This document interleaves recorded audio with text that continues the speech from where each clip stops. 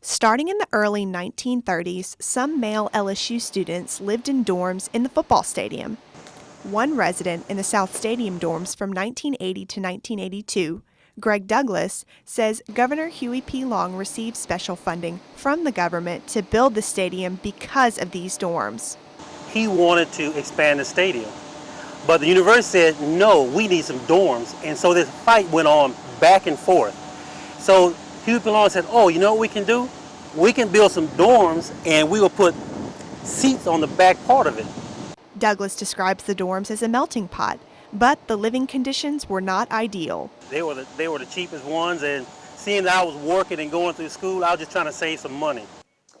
The stadium dorms were closed in the late 1980s. The facilities were first rented out as office spaces, and today, LSU students use them as an art studio.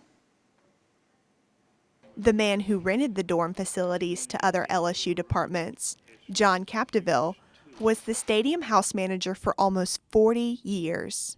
There were some who would rather have been in the Heidelberg uptown in the hotel, and there were others who this was a real experience for them. Capdeville said 2 to 8 men lived in a room, and that the entire stadium only had 9 telephones.